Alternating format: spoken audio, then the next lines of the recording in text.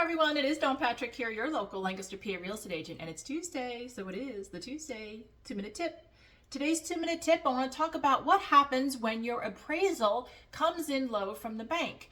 Now, I had this happen to me within the past 2 months, and let me tell you something.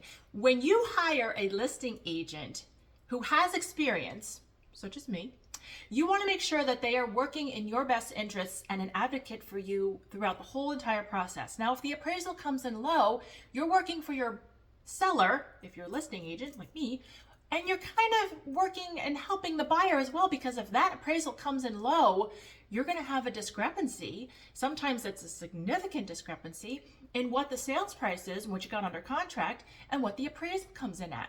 So in my scenario, what I did is I checked the appraisal. So when this appraisal came in, I was like, how can this be? Like, everything that I had pulled, the different comps, was not showing that it was lower than what the appraiser came in at. There were significant discrepancies, shall we say, in some of the comps that were pulled on the appraisal. And that is why having a listing agent with experience, knowing how to maneuver and how to check these kinds of things. Because if you've ever seen an appraisal report, it is very definitive, finite information that they are comparing the seller's house to other homes as well. So the first step in what do you do if you have a low appraisal? Get your listing agent or your buyer agent to check that thing and make sure it's correct. Because what happens is, you can go back to the bank and say, hey, there's discrepancies, there's this, and this, that the appraiser needs to look over again.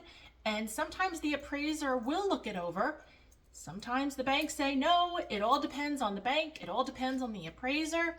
But communication is the key in this aspect, and that's what helped my seller out when I was advocating for them and helping the appraisal come up in price to what it was that we got under contract for. So you can either change the price of the contract when the appraisal comes in low, but the first and foremost thing you want your agent to do is to check that appraisal and make sure it's correct, because we're all human and sometimes we make mistakes. So that's my Tuesday tip for you today. I hope you enjoy this cloudy, little chilly day, but I will see you next Tuesday. Have a good one. Bye.